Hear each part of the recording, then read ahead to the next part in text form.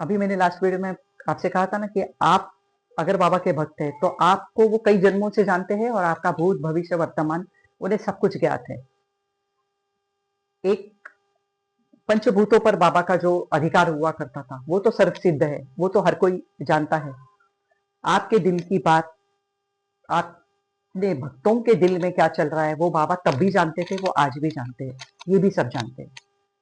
पर एक प्राणी, एक क्रिएचर, उसके दिल की बात, उसके मन में क्या चल रहा है, ये बाबा किस तरह से जानते थे और किस तरह से उजागर किया करते थे।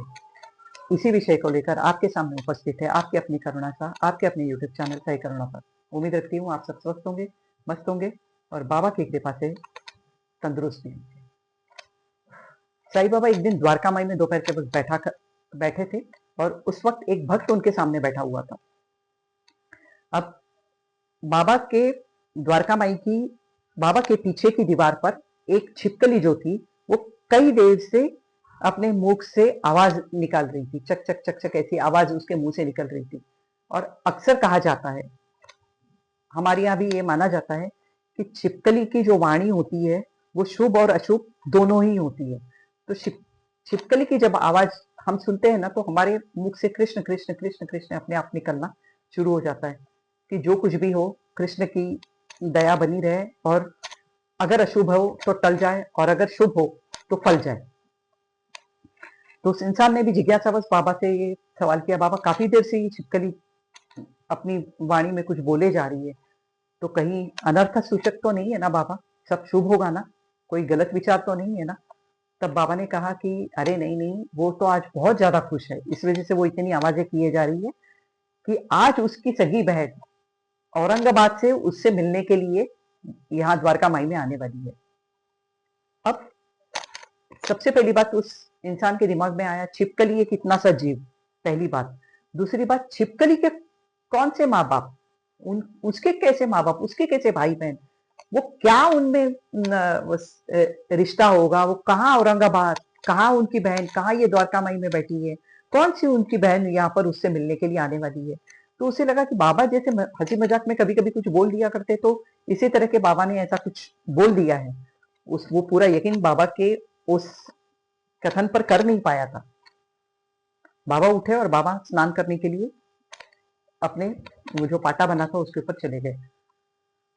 अब थोड़ी देर वो इंसान वहीं बैठा रहा, अचानक एक घोड़े वाला वहां से चलकर आया और द्वारका माई के आंगन में वो आकर खड़ा हो गया। अब ये जो घोड़े वाला था वो औरंगाबाद से आ रहा था और उसकी घोड़ी यहाँ आते आते बहुत थक चुकी थी और उसे लगी थी भूख और उसके कदम अब उठ नहीं रहे थे।